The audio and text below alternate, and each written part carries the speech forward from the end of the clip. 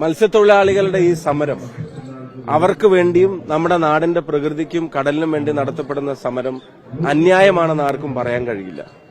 ഏറ്റവും വലിയ വിരോധാഭാസം സാമൂഹ്യ ആഘാത പഠനവും പ്രകൃതി ആഘാത പഠനവും കരാറ് കിട്ടുന്ന കമ്പനി നടത്തട്ടെ എന്ന് പറഞ്ഞിട്ട് ഒരു ഓർഡർ പുറത്തിറങ്ങുന്നത് ഇതാദ്യമായിട്ട് കാണുന്നതാണ്.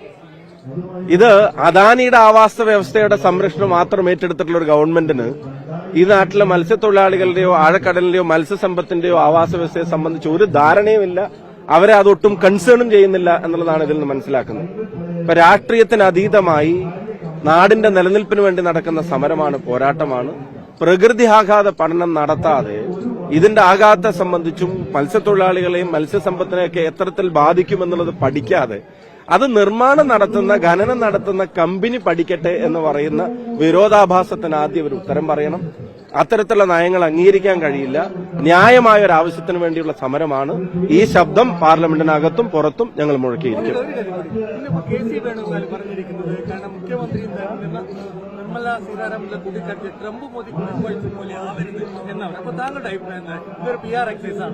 അത് ഇനിയിപ്പം അവസാനത്തെ ലാപ്പും കഴിയേണ്ട സമയമായി.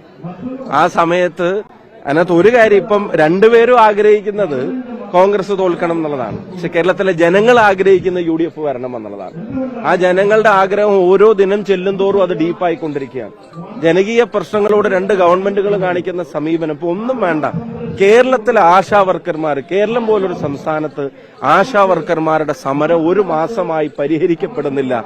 അവര് മഴയും വെയിലുമേറ്റ് അവിടെ കിടക്കുന്നു എന്ന് പറയുമ്പോൾ അതിനകത്തൊരു അല്പം പോലും കുറ്റബോധമോ ഒരു മനസാക്ഷിക്കുത്തോ അനുഭവപ്പെടാത്ത ഒരു ഭരണകൂടത്തെ കേരളം ഇനി തെരഞ്ഞെടുക്കില്ല എന്നുള്ളത് ഉറപ്പാണ്.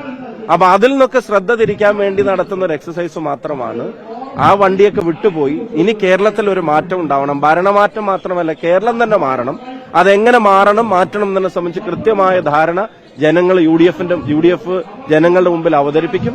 ആ ജനങ്ങളെ കൂടെ നിർത്തി തന്നെ അനിവാര്യമായ രാഷ്ട്രീയ മാറ്റവും അനിവാര്യമായ സാഹചര്യങ്ങളുടെ മാറ്റവും കേരളത്തിൽ നമ്മളുണ്ട്. സബ്സ്ക്രൈബ് ചെയ്തിട്ടില്ലാത്തവർ ഇപ്പോൾ തന്നെ സബ്സ്ക്രൈബ് ചെയ്യുക. നോട്ടിഫിക്കേഷൻ ലഭിക്കുവാൻ ബെൽ ബട്ടണും അമർത്തുക.